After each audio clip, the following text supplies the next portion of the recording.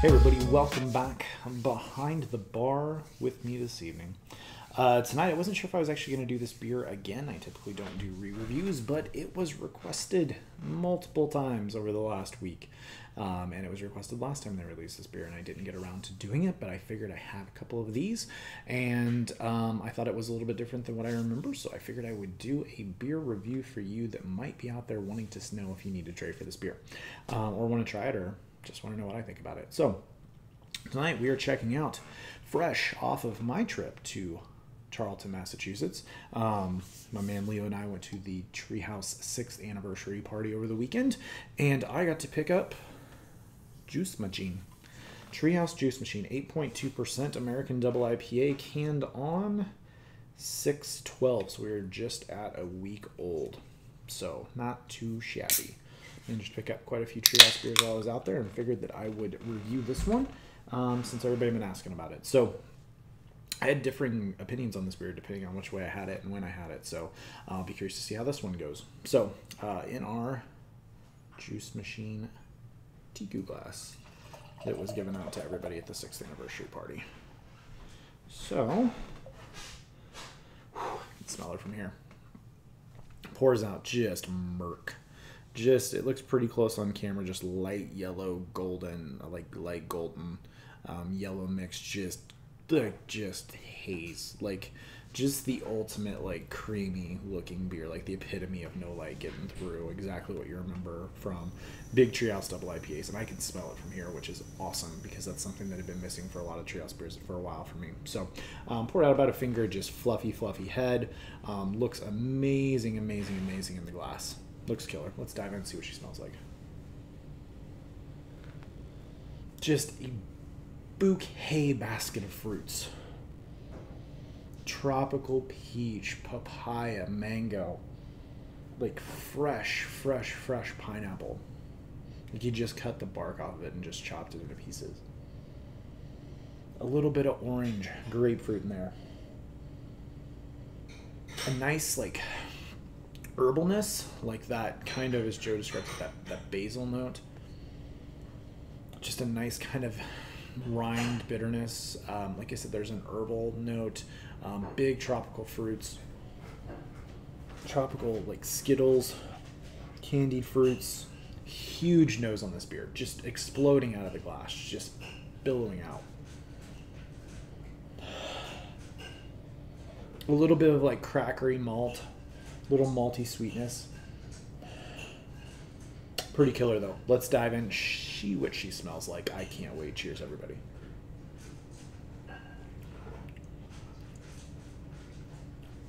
This is a bold beer. Treehouse beers for a while have been kind of soft, pillowy, not in your face bitterness or anything like that. This is bitter.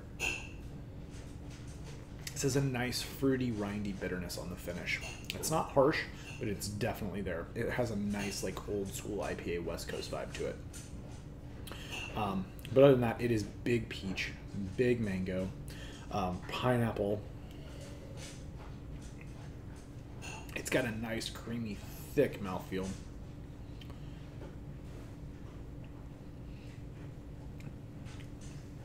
And there's a nice underlying sweetness from the maltiness.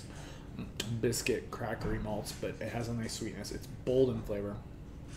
The finish is definitely there. 8.2%. You do get a little tiny bit of booziness.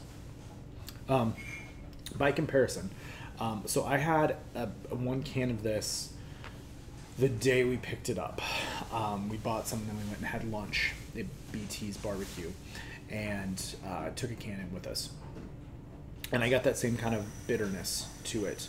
I don't know if it's boozy or what's kind of going on, but it has this finish that lingers a little bit. And I am getting that in this can. Now I do know that it goes away a little bit as it warms up. And it kind of smooths out a little bit. I will say that when I had it on tap during the anniversary party, none of that was present. None. It was completely just bold flavor. Kind of on tap, it reminded me of a nice mix of like Julius and green. Had like the bitter, kind of more West Coast qualities of green with that like citrus, grapefruit, candied fruit part that Julius has. And as this warms up, I'm definitely getting that. So when this is ice cold, which this was, I pulled it straight out of the fridge, it is a little bit more on the bitter side. But as it starts to warm, it really just opens up, as most Treehouse beers do, and it's friggin' killer, guys. This is world-class epitome of what a double IPA should be. This is the juice machine, for the most part, that I remember. It's been so long since I had this beer. It's been about 2 years. So as far as it's exactly what I remember, I don't know. I remember this beer being bold. I remember it exploding out of the glass. I remember it being a nice mix of Julius and green, and I'm getting all those notes here. This trades for stupid for an IPA. I don't think IPAs are ever worth what some of these go for. Is it worth it? That's up to you. If you've never had the beer, I say seek it out and get it. This is really similar to what I remember. I gave that beer 100. And at the temperature this is at now, it's bold in my face. It's everything I want. I'm going to stick with that rating. It's a little different than I remember. I will say I had this up against Green, Very Green, all those, and I definitely preferred this beer.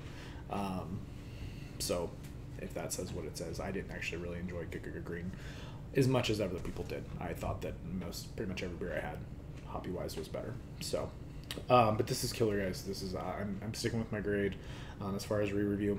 As far as the trip to Charlton, it was a great time, a great party. If you get a chance to go next year, go. If you have a chance to go, if you got picked for the one next weekend, you're in for a treat.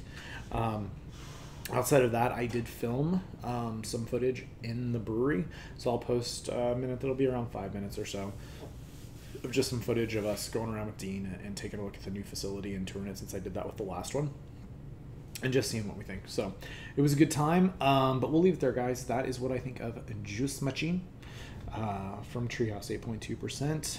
It was nice to be able to pick this one up in person and really enjoy an amazing weekend at an amazing brewery. If you've never been there and you're within driving distance, you owe it to yourself to go. It's the most beautiful brewery I've ever been to, and amazing people. So if anybody happens to watch this, to Dean, Damian, Lauren, Nate, everybody else, thank you for an amazing time this last weekend. I will post the other video. I don't know if I'll do any reviews of anything else I got. Maybe...